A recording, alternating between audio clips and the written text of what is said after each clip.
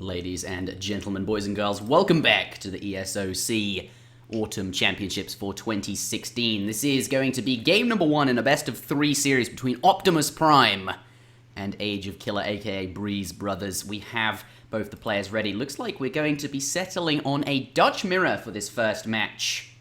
Of course, this tournament is brought to you by ESO-community.net. My name's Interjection, casting alongside WickedCossack. This is possibly going to be one of the best games that we're going to see this evening. Of course, we're casting, for those of you watching on YouTube, several games in a row live on twitch.tv/ESOCTV. Link will be below in the description here. What do you make of the Dutch mirror then? So when I casted with Zuta a week ago or two now, we noticed that Dutch have had their banks decreased in cost. They are now 50 wood cheaper. Is this correct? A very astute observation there, Interjection. Excellent. And indeed they have. What about the build limit? I remember in one of the prior patches, it was 5 as a build limit. Has that remained the same, or has it been reverted? It has, yeah. It's still currently 5 at the moment. So, yeah, the main change is you've got a limit of 5 banks. They are 50 wood cheaper, which enables you to get them up a bit quicker. And also there was a slight XP bonus to when you built the bank, which kind of gave you a smoother progression with your shipments. But so yeah, Dutch has actually kind of become quite a popular civ now. Yeah, I think as a result of that, them being cheaper, it does make them easier to get up. Also gives you a little bit of extra wood. So if you build 2 banks out of your 700 wood shipment, which you normally used to do, you also get a house out of that as well, because there'll be 100 wood lying around, or maybe that's steel traps or hunting dogs or whatever it is you want it to be. You do have that extra resources now. But Dutch, they've become stronger in the meta as a result of that. And last time we did see a Dutch mirror between 2 fairly competent players, the game I was talking about for that is. But now we have Dutch mirror between these two. What's been going on? Well, both of these guys are pretty solid players. So this should actually be a really nice game. Just a little bit of background on the players. Ageofkiller, most of you probably know him as Breeze Brothers. So his main civilization is ports, which I can only assume he's saving that for his second game, and he's known for building a lot of walls. He's kind of like Kinesi, but with ports. But I don't know if we're going to see a lot of walls in the Dutch mirror. Probably not. Let me just ready up. But yeah, he's known for being a defensive player. He likes the water a lot, which I doubt we're going to see on this map. Nick German's coming out from Optimus Prime. The last-minute switcheroo there. This is game number 1, so of course there is room to do that. In this first match, both players can keep switching civs until they land on a civilization matchup that they are happy with. So Portuguese coming out now. The civilization matchup. Japan coming out as well. And I imagine what we'll see is these 3 matchups have now been offered, and what will probably happen is the players will decide on one of them. So, what was the first one? He said German versus Dutch by the looks of it, and then he offered Japan mirror coming out. Wow. And it looks like both players have settled on that. They're happy to click into a Japan mirror. No? No, I don't think Breeze should. So Japan is, for those of you who don't know, it's Optimus's prime main civilization, and Ports was Breeze's civilization. So I thought they were going to both do those on the second map. I'm not sure Breeze should click into this and mirror against Optimus's best civ. I'm not so sure about that. Equally right. There's that next map where if it's the same map pool as last time, which I presume it is. Attack now. Looks like they are settling on a Japan mirror there. If Japan is used up here, and Optimus Prime, you said that's his main civ. If he uses that up here, then he will not have that available for the next map. Where in the previous series we did say that Japan was very strong because of all of the the extra explorers that you have and all of the other reasons that we mentioned as well. But Japan mirror on Adrondiax, one of our most recent maps using the New England tile set here by the looks of it, or the New England picture set that is spawning in the left-hand side of the map. In the color blue, we do have Optimus Prime playing as his best civilization, Japan, here by the looks of it. Yeah, I think Optimus Prime, he's a bit of an unknown quantity for me. He seems to have a pretty solid rating, but I think he can be quite inconsistent. So these games will actually be really interesting for me, just to kind of see where he's at, see if he can see what level of play he's capable of, actually. Because I'm not entirely sure what to expect from him. So this will be quite interesting. Yeah. and there is well, I'm thinking about civilization because they clearly had there were matchups they didn't want to click into, and there were matches each player had selected civilizations they perhaps wanted to, well, obviously they wanted to use. You know, we saw Germany coming out there, we saw Dutch initially. So I do wonder if Age of Killer realizes that he's not able to compete perhaps that well against Optimus Prime's Japan, and it's just settled for the mirror anyway. And maybe this will be like a tactical throw, and then the next game you do get that, of course, pick over your opponent, and that's always going to be quite good. I wonder if that'll be the case. But equally, the game's only just started. Anything could really happen. And as you mentioned, Optimus Prime may be a bit inconsistent. I'm not sure. Possibly, yeah. I feel like Breeze actually he has the deeper civ pool, and anytime you've kind of got more civilizations at hand, I think you should always exploit that and kind of avoid the mirror and try and use as many different civs as you can if you've got that as one of your advantages. Well, there is certainly that. Looks like, though, 2 Divine Strikes in a row, not too bad. 80 XP he is going to pick up, and there is a 90 food treasure is working on down here as well. Does currently have that black vest on. Divine Strike number 3 coming out.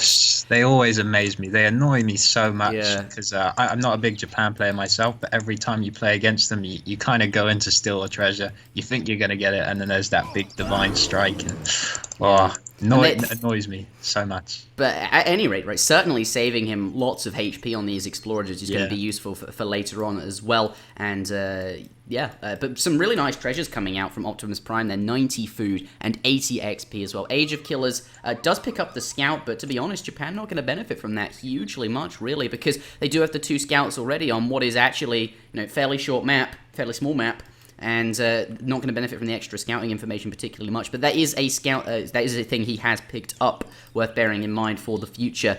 But also scouting with his cherry orchard, and both players obviously.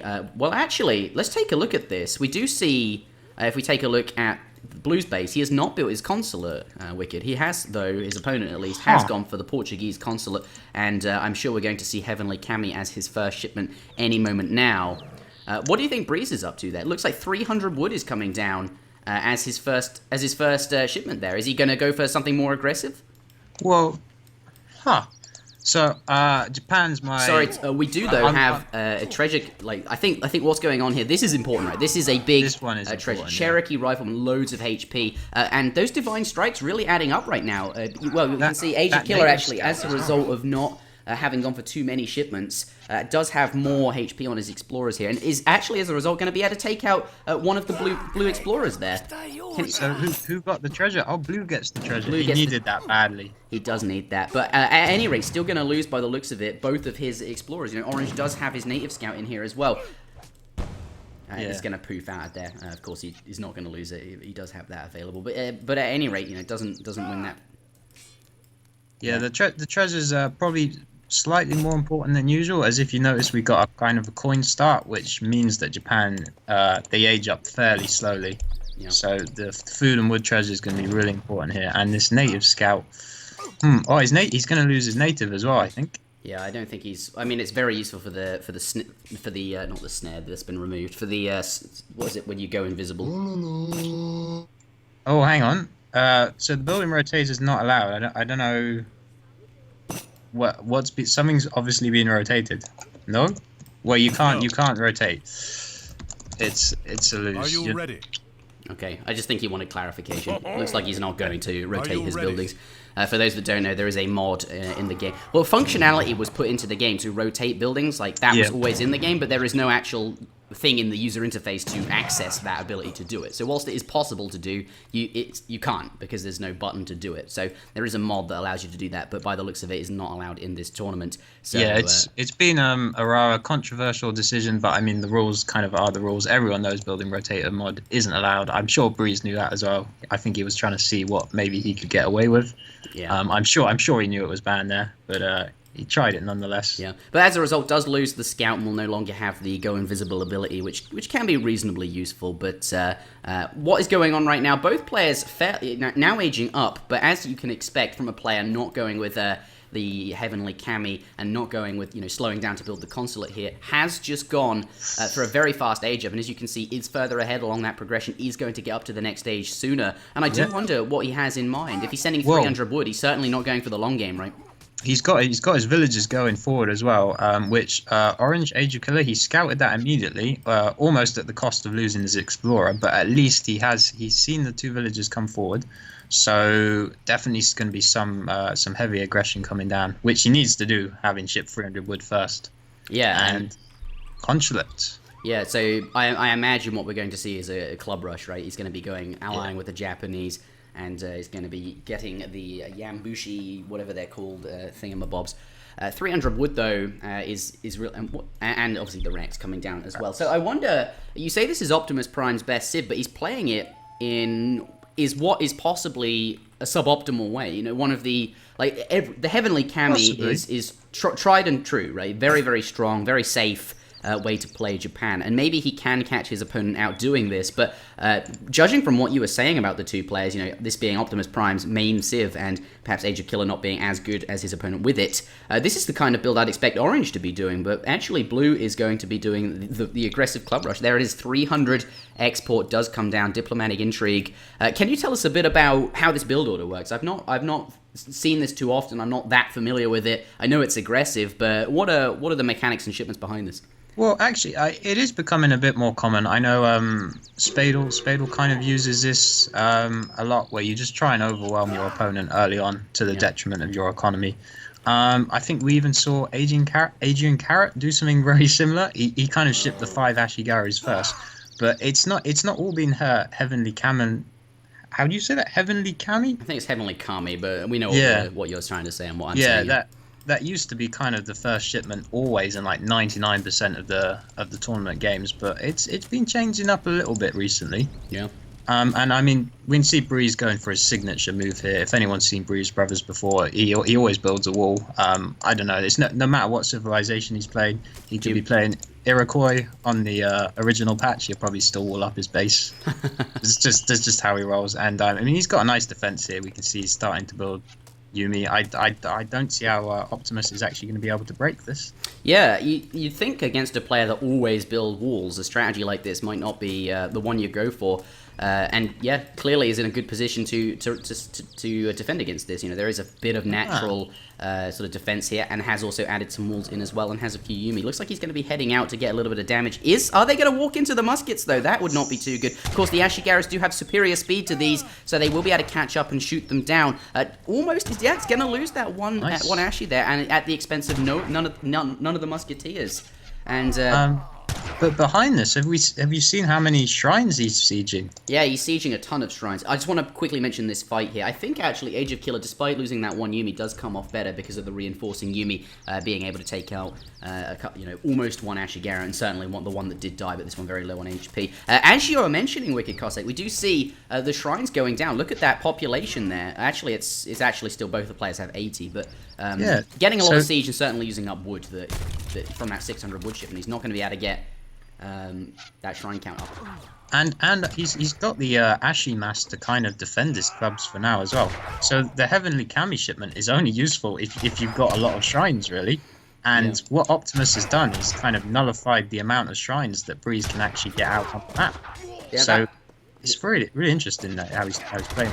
All best arrows do arrive, and we are now at the wall here, and those clubmen not going to be useful in the meantime. A couple of the best arrows on the outside of the wall there, that's not too good, but equally I think Orange in a good position. He doesn't need to worry about hand combat or anything like that, because most of his ranged units are behind a wall and are safe. I'd like to see him use the superior range, again back a bit, but either way, it does have good damage here, because these archer units do counter the musket style units we see. Sadly, those 3 best arrows do go down from the outside of the wall, but it looks like that engagement is over there. I'm not really sure who came off better, but either way, ageofkiller is holding for now. A villager does go down there, but as you were saying, has lost a bunch of shrines, and Heavenly Kami is not going to be as effective here. But equally, I think we do need to remember that Optimus Prime is doing this aggressive build. He himself is not investing into very many shrines either. So whilst he did kill quite a few shrines, at the same time, he wasn't building any, so it's kind of even in that sense. One player sacrificed building shrines to destroy the others, and as a result, it's even by the looks of it. Except, I would argue that perhaps ageofkiller, aka Breeze Brother, is in a better spot because of the. Is he going to get long caught out though? Yeah, he is quite far away from home. Oh, and look at the Yambushi coming up from behind. taking lots of damage on his musketeers and the bestiaries. They're not able to escape as quickly as they should. They do have more speed. Snare. But the bestiary is slowing them down. Yeah, the snare keeping them there. Looks like he's just, by walking outside of his base, has lost quite a number of units there. That's really not too good for him at all. Exactly what Optimus Prime needs. I was saying that I thought Age of Killer, having defended that, has this wall, kept his opponent at bay, was in a good spot to go ahead and do better in this game because he has Heavenly Kami active for him and has potential to go into the long game better, with 4 villagers and just a more economic build generally. But actually just lost a bunch of units and now he might find it more difficult. What do you make of this? Well, his Breeze's economy was way ahead at one point. If you had a look at the card order, we had 2 times 4 villager shipments compared to the 5 Ashigarus. Yeah. And Breeze had defended well at the start, and then he kind of got caught out a little bit there, and he's lost his military advantage. And I actually really like Blue's position now. Yeah, I really like that too. I mean, yeah, sorry. Well, yeah, I was going to say. Go ahead. You go. Okay, well, he brought all his units outside of his base and lost a few on the way back, and I thought Orange was in a really good spot. With these market upgrades he has, his opponent hasn't got any market upgrades, whereas, Orange certainly does, and has, as you mentioned, those 4 villager shipments coming out. And is just getting further ahead. But yeah, the military population now, was in favor of Blue. I think Orange is catching up. But he's able to keep all these shrines down, and the replacement shrines are obviously not going to be in very good positions because they're not on huntable animals. So well, there aren't going to be any more replacement shrines now. He's hunted down both of the Orange Explorers, and he's even got his Yamabushi coming back in just to check on the second Explorer, and he checks, yeah, it's still dead. So he's really staying on top of that. Yeah, that's not something I would have noticed actually. Both Explorers down, and even checking on them. That's just to make sure they're still there and not out on the map building shrines. And it looks like Orange.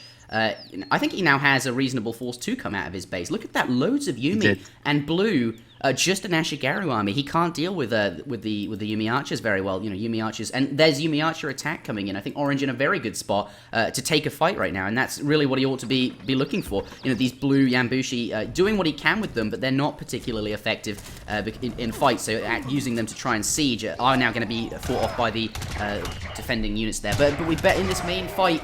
Is going to be, I think, at an advantage here with all of these Yumi. Yeah, he has to be careful. What he doesn't know is that Optimus Prime, while he's taking this fight, he's got a stable going up in the back, so we can expect some Naginatas to come pretty quickly, which could actually surprise Breeze.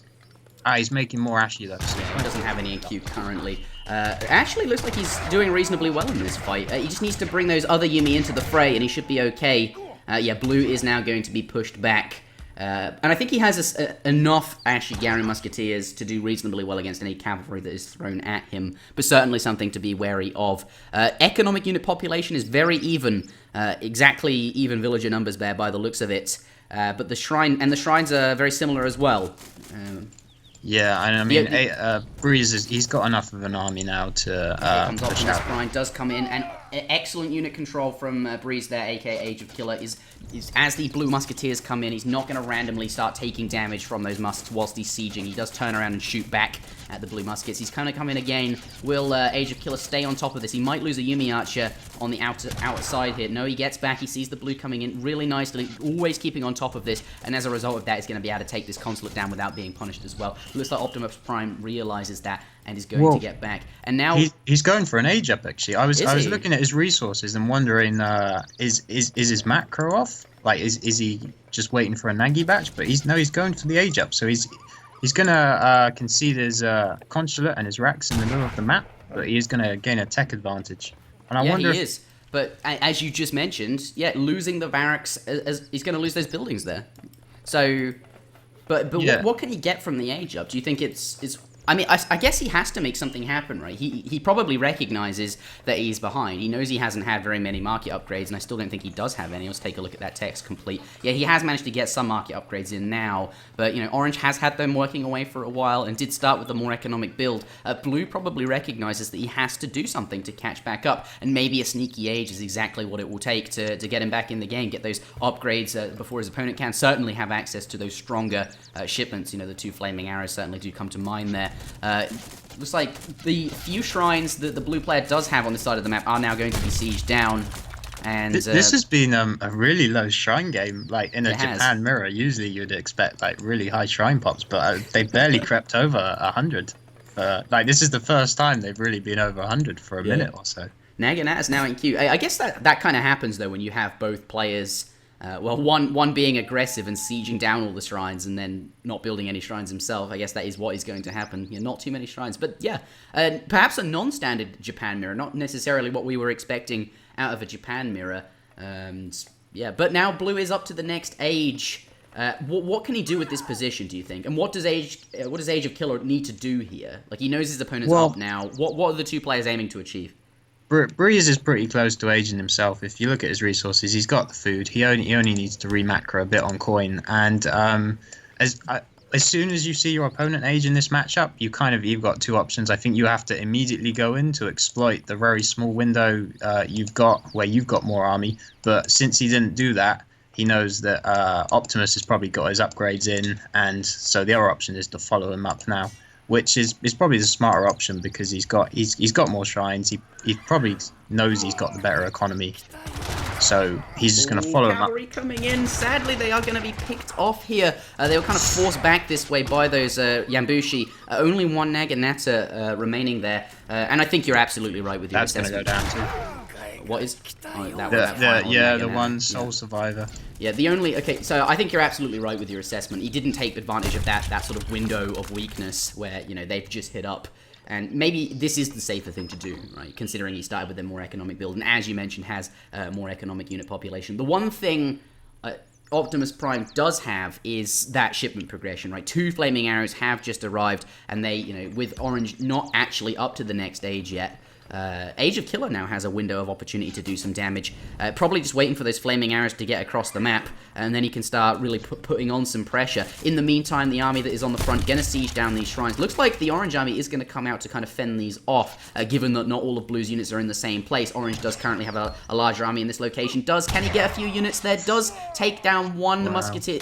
Every unit counts here. It's really important to keep as many units as you can alive.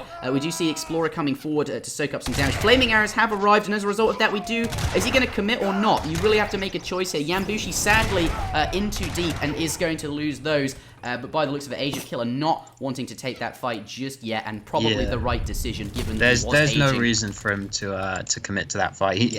If he waits a minute longer, he'll have both his upgrades, and I mean some shipments as well, right? Which are you can match that flaming arrow. So not the right decision, and clearly not going to take that fight. But do you think he's got time? Do you think Blue can make a push here?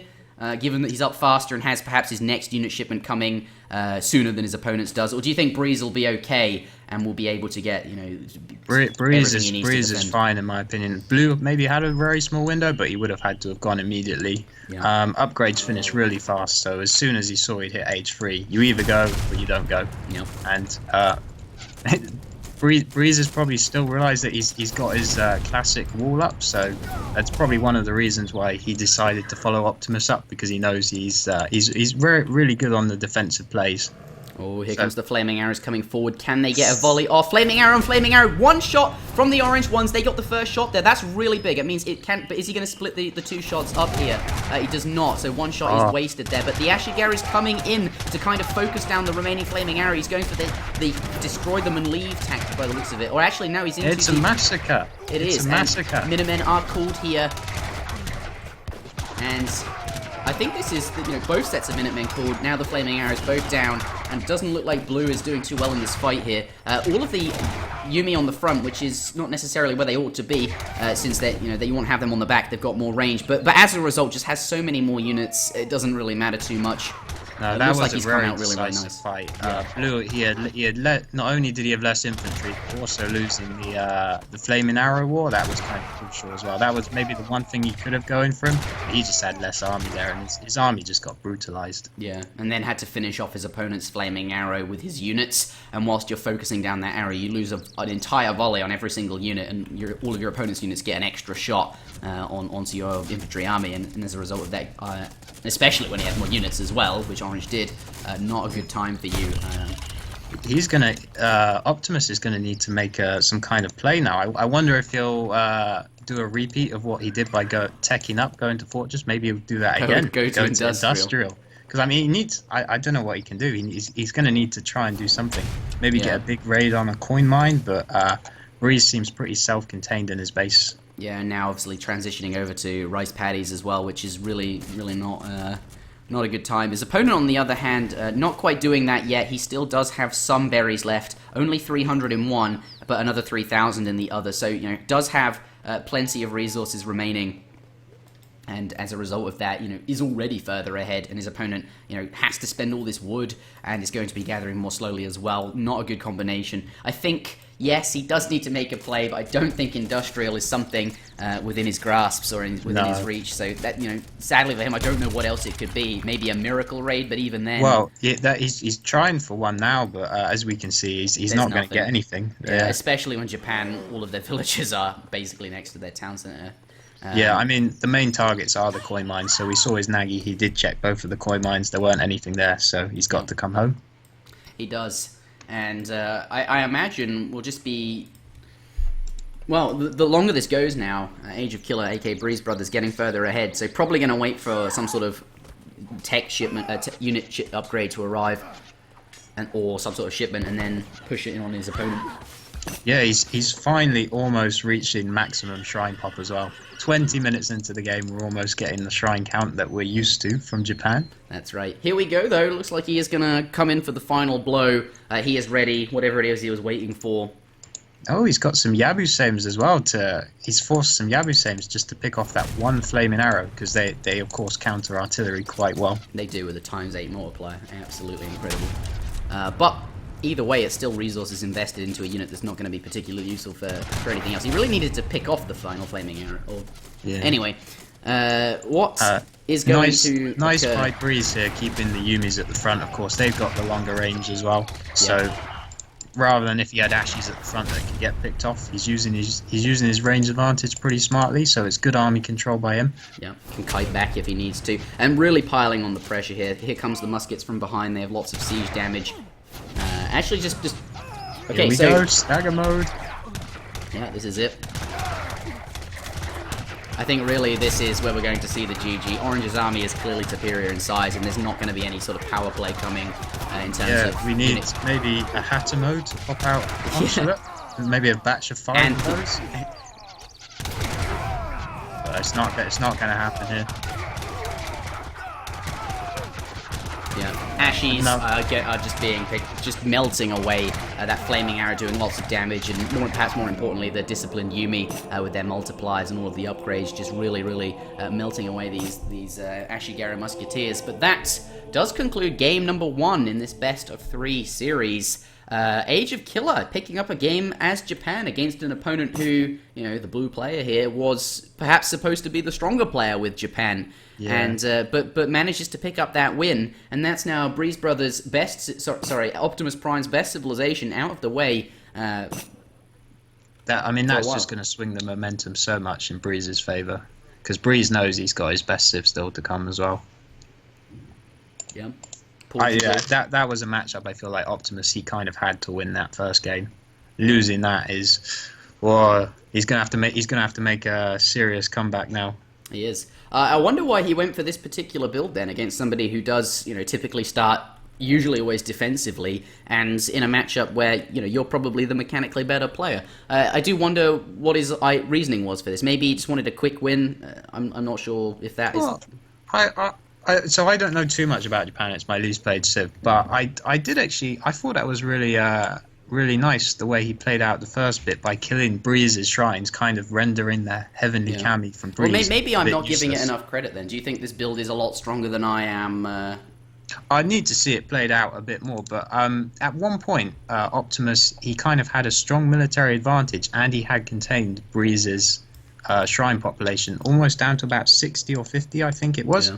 And I feel like from there he could have kind of maybe secured some more shrines for himself, but he didn't really shrine up himself. And then I think he got a few of his units picked off at silly points that maybe shouldn't have happened. Yeah. But I need to probably see it a few more times. But I don't think it was a bad choice. I don't think it was kind of that he thought he had no chance and I'd better do this random build. I think he went into it thinking, yeah, no, this has probably got a good chance. So he probably liked the build. Okay, maybe I should give it a lot more credit than I am.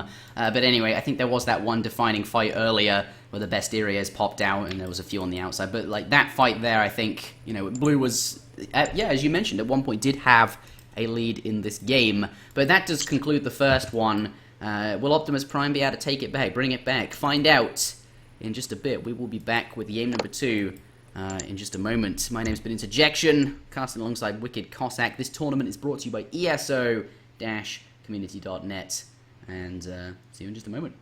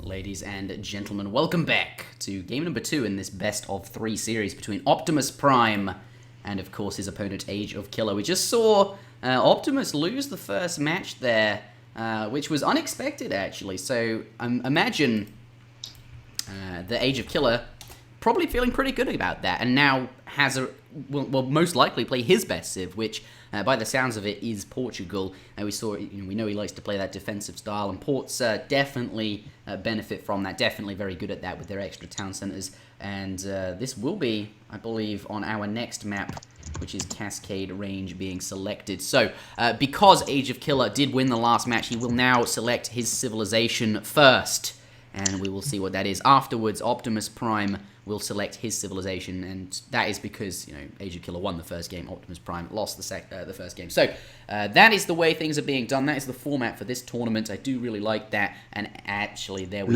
go. Portuguese Portugal, coming down I was right going to away. say, I'll be very surprised if he doesn't choose Portugal. And I think Optimus, we kind of saw him flip over to Dutch a few times, so I think Dutch-Portugal is kind of a nice matchup now that they both got buffed a bit. So I'm kind of expecting we're going to see him go to Dutch, since it's not a trading post map, so Germany won't be an option here.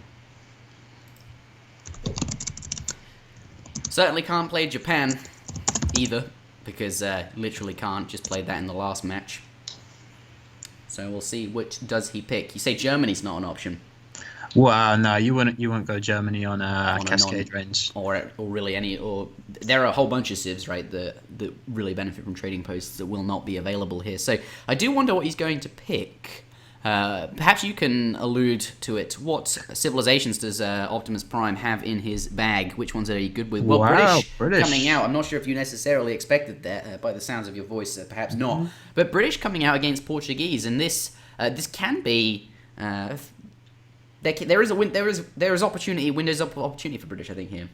Certainly is a civ that does well on a map without trading posts. They do not need trading posts, but at the same time, not particularly very many hunts available on Cascade range, but equally Portugal does quite like hunts as well, so kind of fair in terms of that. Both civilizations really like having lots of huntable animals, but neither has that, so really no problem. But I wonder how this is going to play out. What do you think of this matchup?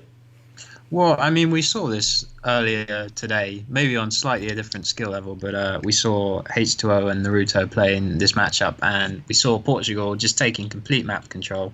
But because Breeze is kind of more of a defensive player, he might not go for the in your face town center. I'm gonna kind of control all of the map. He might play it a bit more defensive, age up to fortress, play it out from there. But it's becoming increasingly common that Portugal does kind of shove the town centres in the face of the opponent, kind of establish their dominance on the map, and kind of stop the opponent from gathering resources and win by doing that. And we might just see that again actually on a low resource map, which is Cascade range. Yeah, I think it's going to be really interesting with the less hunts because there's less to like control with the town centres, right? I mean, certainly there's berry bushes, but they're not. Well, I think berry bushes are actually slightly underrated. Like, well, when I say Cascade range has less resources, in terms of the amount of actual food, if you include the berry bushes, the amount of food this has is actually quite comparable to other maps. Yeah. It's just that most players are in the zone of when you see a berry bush, you kind of you disregard it. You're only focused on the hunts. But if you do include the berry bushes, there is still a bit to control.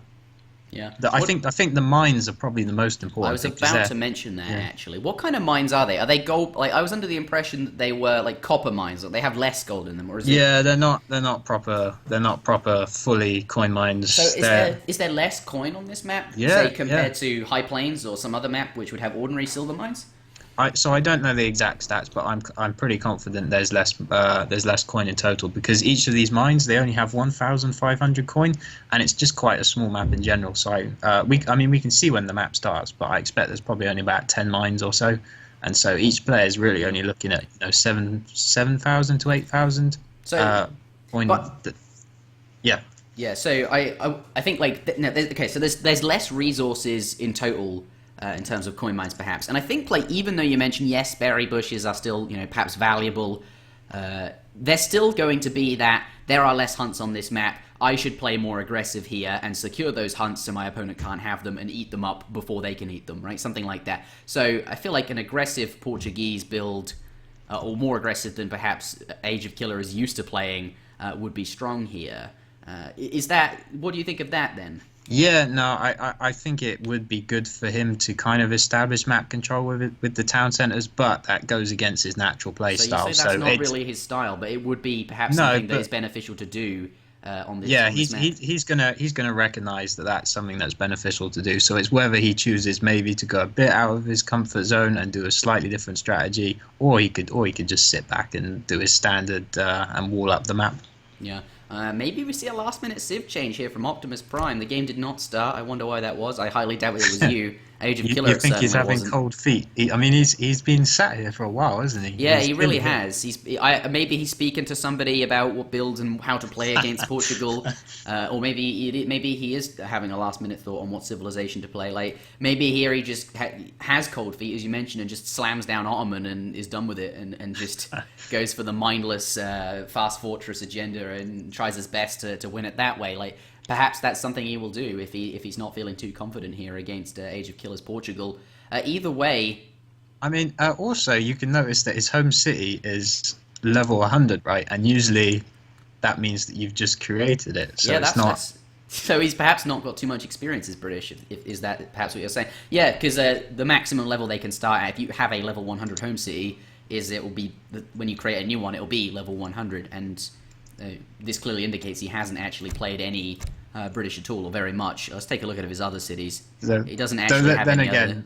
He has a level 93 British city, so that one was clearly created at level 80 or something like that, and it's been trained up. So it's not like he doesn't have experience with British, and this guy's played over 2,000 games of Age of Empires on this account alone. So I think he's probably knowing... He's probably does have experience with British, but not as much perhaps as Japan, which we just saw. Sadly, did not pick up that game. So no matter what Age of Killer is thinking, he's probably pretty happy about being one score up. Optimus Prime, what are you planning? Yeah, I mean, I just had a quick look at his home city just to check, and it seems that he's got about 20 different decks for this Brit home city. So I think it might just be a coincidence that it's at 100. Either that, or he kind of really prepared for this tournament game and made 20 different decks. Yeah, maybe just like he's got a team game British city there. I saw on his page. Looks like the game is starting, but yeah, like maybe he just made this new city for the tournament or something like that, and then so you don't get confused as to which city you're supposed to pick. This one's got your tournament decks in it, and your team game decks are on your other city, something like that. But either way. I do wonder how good Optimus Prime is with British and how he's going to cope here on this low hunt map, though it is low hunt map for both of them. But I think what that's going to spell is something a bit more aggressive. The thing is, though, will Age of Killer do that? Like we were saying earlier, the game has just begun. Ladies and gentlemen, welcome back to the ESOC Autumn Championships for 2016. This is game number 2 in a best-of-3 series between, of course, Age of Killer and Optimus Prime. The score is 1-0 to Age of Killer here. Here he is, spawning in the south of the map, in the colour orange. Players, indeed, the Portuguese. We do have a 200 wood start. A 100 wood start. 100 wood, yeah. Oh, yes, that's right. They've lost... Oh, it's the coin start. Yeah, I remember now, the Portuguese, they have their villagers cost 10 less food, and as a result of that, they have 1 fewer starting crate, and I was a bit thrown off by the lack of extra crate. There was only 3 there. I thought maybe I was not seeing the 4th one, but they don't have a 4th one as a result of the changes that were made. I quite like the changes. Quite a nice trade-off, actually. 1 crate for permanent 90 food villagers. But here he is in the south of the map. Spyglass doesn't reveal anything interesting, but if we turn Control-Shift-F on, we do see 50 food fairly nearby, 50 food fairly nearby, 20 coin, and actually nothing huge, but that's to be expected on this map. Equally, though, where is the Blue Explorer off to? What is he going to find? But Optimus Prime spawning in the north of the map. Color blue. Coin. Here he is. This early game we're going to have to keep an eye on, right? This is where very important for both players to sort of win that age 1 as H2 likes to. Well, usually you don't win or lose age 1 on this map too much because they're easy treasures. It's unlikely that your explorer is going to get caught at any point, so you usually trade pretty evenly. I mean, the main complication is usually you've got to be quite good at math when on this map, because often with the coin start, you'll be going for a market, which neither of them done, but you're usually going to have to make some calculations to figure out exactly how much you need for hunting dogs. And I'm kind of surprised Breeze didn't go for the market, actually, which means I think he wants to age up really fast, get that town center out really fast, which probably means he's going to be quite aggressive with it, actually. And he's going to put it in the middle of the map, which this time did spawn with the berry bushes, so he can control those. Yeah, so they are going to be useful there nearby. But 50 food going to be picked up by the blue player, by the looks of it. Optimus Prime. It's a Gaia map, that's all I know. Well, were they saying something about, is it a water map? It's a water map. Well... Kind of. It's got about 10 fish, something like that. There's no home city spawn point, so technically it's not a water map.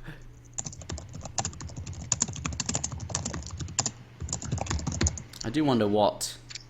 So I think Optimus was telling me before the game, actually, he hasn't played too much on the patch, so I suppose he's a bit unfamiliar with it. But I feel like that was probably his responsibility to maybe know the maps a bit better. Yeah, there is that. Yeah, I mean, if you're competing in a tournament, certainly that's something that's on your back, right? But what's going on currently then? So neither player collecting up the coin, neither player wanting the coin, obviously, because of not building the market. So this does signal to me that they do want to go up to the next stage quicker, as you mentioned, and perhaps be more aggressive as a result of that. Secure those limited hunts that are available on this map. And I suppose the market is a bit of a less of an attractive option when you realise that the amount of hunts on the map aren't that, there's not many of them. So getting the hunting dogs, it just doesn't feel as good, even though I think it's probably still a solid choice. Yeah, but, certainly hunting dogs is. Steel traps probably as well. I think, yeah, but they can always add that in once they are up to the next stage.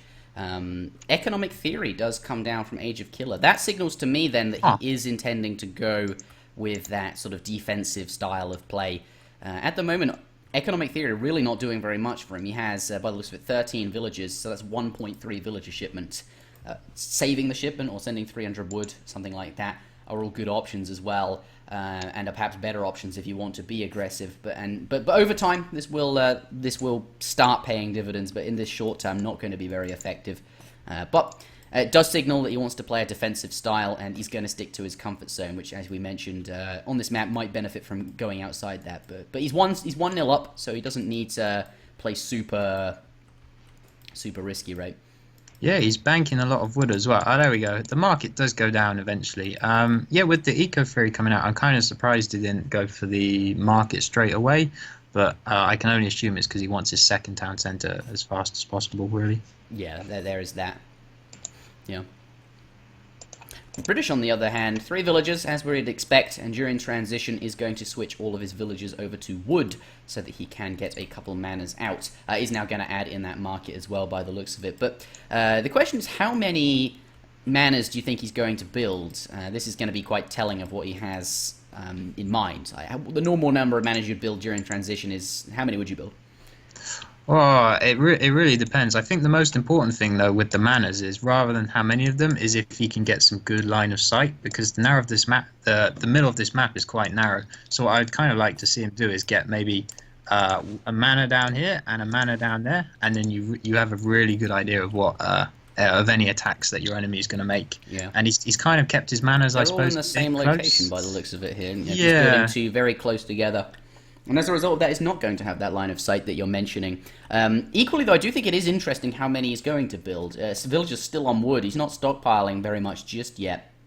Has aged up with 500 food as well, which is also indicative of something perhaps more economic, right? Like, if you're going for that tower, you're going to be playing more defensively, but he's not expecting any pressure from his opponent, right? So it's perhaps going to slow down for that 500 food, and or perhaps will be more, it depends if he's going to make muskets or something. But I think something interesting happening right now is that Explorer is sieging the town centre, and that's going to be quite a lot of damage. What do you think the 500 food's for them? Well, I think because he knows it's Breeze Brothers, he's kind of got a reputation of being a defensive player. Aggression's quite unlikely, so why build the tower when 500 food is actually quite a lot of resources? That means that he can keep his villagers on wood for a lot longer, and he can get more manors. I mean, he's already up to 70 mana pop, but he's got quite a few more going up, actually.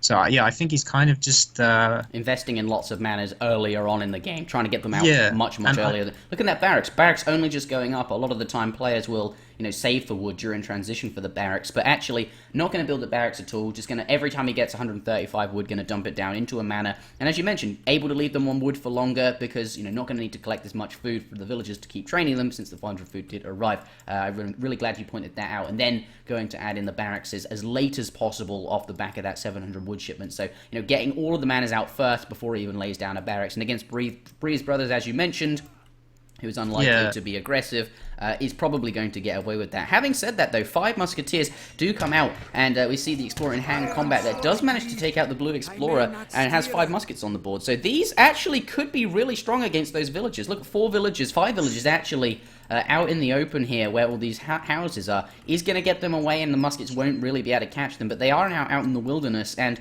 should Age of Killer be aware of that, Breeze Brothers could go and find them. He knows that these houses are here, he can see them, and the villagers have to be somewhere, right? Thankfully, they are not going to be, thankfully for the villagers, that is, they are not going to be hunted down, and Age of Killer's muskets are heading towards his opponent's base. Perhaps that's the direction he thought he'd gone in. You can see the orange Explorer sort of scouting around, perhaps looking for those villagers, but I think he's going to find them as well. Unless he's going for that treasure, and then he's going to head somewhere else. Maybe he'll now walk off in the other direction, and they'll get away with it once again. But yeah, he could find them, and it is risky just leaving them there. Musketeers on the back of the opponent's base, on the other side here, and is now going to get into combat. Probably going to see Minutemen come out as well. and this is not too good. Pikeman's certainly not that strong, but if he Pikeman puts them in into cover mode, yeah, they're going to be able to resist more damage. And Longbowman, of course, very strong here. Does not going to call the Minutemen. Perhaps that would be a waste, but whatever it is able to catch these musks. I was in the back of his base. I was a little worried when the longbow went really far forward, but that trade was really good. That was about 8 musketeers there, and all he's lost for that is 1 longbow and 2 pikes or so. That was a really nice trade. Really nice trade. Really you say you were a bit nervous when the and that final musket. Oh as well. dear. Have a look in the middle of the map though. This is a much better trade for Greece. This is what he needs. He's getting longbows. I think he might have picked off a villager there as well. You can see even the villagers are fighting. Trying to help out with their gonna focus down the longbowman by the looks of it. Doesn't want to fight those villagers. They don't have any attack damage really. Needs to kill the units that do have attack. Does take 1 hit from a pikeman there. 2 hits. That cav does go down and is now going to get out. Could potentially have saved that. But yeah, okay, so 2, like, clearly blue gets a good trade over here against the muskets, and orange gets some longbow kills as well. So fairly kind of even perhaps in terms of the fighting that's going on, but at this point in time, this is where British is really strong against Portugal before they can get too many villages out of their 2 town centres and make use of those extra town centres, and British, can take advantage of all that early stuff going on where Portugal doesn't really do much to you and is able to dump down all of these manors. Look how much economic unit population he has. Really far ahead of his opponent right now. Can he snowball it into a win? Does have some pikemen. Pretty good siege potential here. Adding in some more pikemen. We've got to remember, Minutemen are still a possibility here. They absolutely are. Here comes the musketeers and some cavalry. Cavalry not going to be too good against the... and there's the Minutemen right on time. Almost. Oh, they blocked the pikemen as well. Yeah, perhaps now that they're all split up a bit, maybe you can kill off a few of them. That town centre down to half health and invested quite heavily into a bunch of pikemen that were not able to take down this town centre, and of course Ageofkiller doesn't have that many cavalry now. Does have a lot more longbowmen coming out. That's what these pikemen will be useful for. Looks like though, off the back of this Minutemen, it'll probably be okay, right? Yeah, well, that Explorer's tanking a lot right there. And so are the pikemen in cover mode. Orange needs to shoot over the top of the pikemen onto the longbows. Just ignore the pikeman damage. Cavalry getting into a nice move on top of the longbow and able to do some damage there. The pikemen now all cleaned up. Nothing to stop those cavalry from wrecking havoc on the longbowmen. The muskets getting really close, and all those longbowmen are going to go down. So off the back of that town centre and the Minutemen, Orange able to kill all these units up, and now he's got the military lead. So yeah. Can he snowball that into making all of the blue villagers go away or go back to their town, or at least... He most definitely can. I mean, that was Oh my goodness, more longbowmen coming in. Sorry to cut you off, but they're going to be killed. There's no pikemen here. There's nothing to really stop them. Can he get the villagers? He needs to focus down the cavalry, which is what he's doing with that town centre. Should be okay, but that made me nervous for a moment. Go ahead. Yeah, I mean, he mismicroed his pike in the very first fight, which he really should have saved. They could have been so useful now, and it's kind of spiraling a bit out of control. He's got no defense against the cavalry, so anything that came out of these racks, which we just saw, the longbows, they just died immediately. And now he's in danger of losing villagers as well. We've got 5 more hussar coming in, more muskets coming in. I mean, if there's 10 more longbow that come out of these racks again, they're just going to die, and that could be it. Yeah, so I wonder what units he has in queue. He's got 1 batch of pikes, 1 batch of longbows there. Look, come on, you need to get going. This is not. There, look at that. The cavalry coming really close to the pike. Ageofkiller bringing those cav really close up to the pikemen to keep them interested, right? And then the pikes follow them, thinking, oh, I can get some damage on those cav. But actually, he then runs the cav away, and that gives the longbowmen time to sort of kill them down here. The cav are being attacked by pikemen, but that's okay because, well, actually. It still isn't quite held, yeah. I don't know if Blue's used Minutemen yet, but he really needs to get control of the situation because he feels a bit out of control of this. And if he doesn't get a hold on it soon, equally though, just gonna jump him. Okay, yeah, you're right. But he has held. He has managed to finish off that batch of cav. There is 5 more incoming, and by the looks of it, no pikemen in queue. These longbowmen are actually very vulnerable right now. These villages, though, they are kind of nearby. Maybe those cav won't go to the villages right away. Maybe, go to the longbowmen right away. Maybe they'll kill those villagers. That is not the case, though. Cav going to get on top of the pike of the longbowmen right away, and there is nothing here. He hasn't used his Minutemen yet. I expect we'll see them. No reaction. Yeah, no. Yeah, there's the Minutemen. They're going to come out. That's the only defense he has. Looks like we just got a donation coming in. $15 from I Will Spank You. Thank you very much for that. All donations do, of course, go to the prize pool. But sadly, in this fight, all of the longbowmen going down. If he just had a couple of pikes, right, maybe he hadn't trained 10 longbowmen. If he trained 5 longbowmen and 5 pikes, might have been okay there in combination with perhaps a little bit of making his Minutemen a little bit earlier than he did. And having his longbowman a bit further back. This could still be really good for Optimus Prime, but sadly that is not the case for him. And as a result of that, Orange is able to do a lot of damage. And that economic... He's getting villagers as well. Optimus has lost control of this. The economic unit population I was just about to mention is getting back in favor. You can see Orange just has successfully killed some villagers, and of course these 2 town centers will certainly pay dividends over time. So that early kind of bonus that British had, having tons of extra villagers, he was not able to scale that into anything for the later portion of the game. Lots of really poor trades from him. Longbowmen being caught by cavalry, that kind of thing. I think it was some kind of a few micro decisions in terms of his army control, like losing the extra pikemen. It almost felt like he could almost hold some of the ones, but he didn't. Yeah. On these villages. They're going to go down, and that economic unit population going to get even more in favor of Orange. It's totally swung now from being in Blue's favor to now being in Orange, and he has the military population as well. But as you were mentioning, just some micro decisions. Like, a lot of those fights could have really been different. Longbowman... is he not going to notice it? Maybe he doesn't notice it. No, he'll see it. He'll see it. Yeah, 2 cav going in there. Does have 5 musketeers. They'll be able to fend off those 2 cav, I think. But 4 more coming in to back them up. Some cavalry of his own. That could be useful for body blocking, but it's too late. Oh, no, maybe he can get them in the way. Is able to get back a bit, but Orange is going to pursue now. The cavalry still not they're on 1 musk. So musketeers going into hand combat. Looks like he's managed to get away, but the musketeers are going to go down. And that was perhaps...